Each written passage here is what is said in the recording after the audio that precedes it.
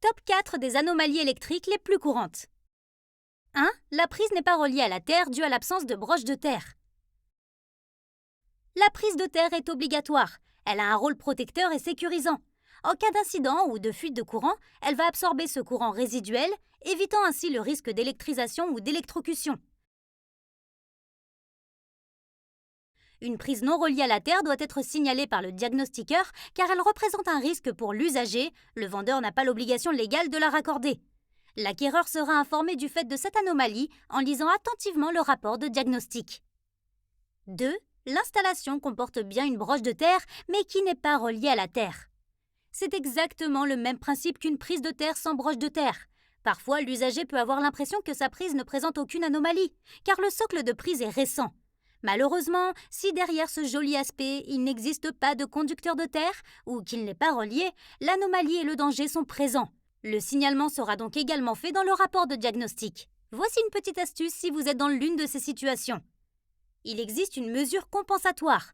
En effet, la présence d'un dispositif de protection différentielle à haute sensibilité 30 mA peut compenser l'absence de terre. Lorsqu'une fuite de courant survient, le 30 mA va la détecter et couper l'installation, évitant ainsi le risque d'électrisation.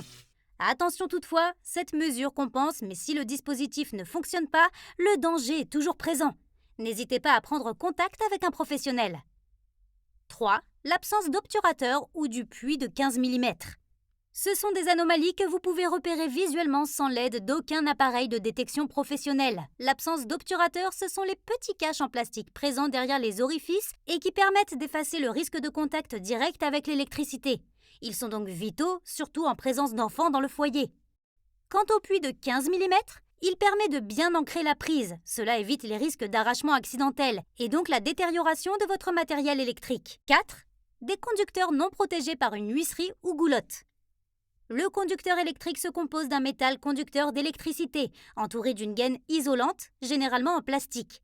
Les conducteurs doivent eux-mêmes être protégés par une huisserie ou une goulotte, pour éviter que cette gaine en plastique, qui recouvre le métal conducteur, ne s'abîme à la suite d'un choc par exemple. Si cette anomalie apparaît sur votre rapport, pas de panique, il ne s'agit pas d'une anomalie grave. Elle doit néanmoins être signalée par votre diagnostiqueur. Merci d'avoir suivi notre vidéo. N'hésitez pas à aimer et partager. Si vous avez des questions, rendez-vous sur le site heydiag.fr. À très bientôt!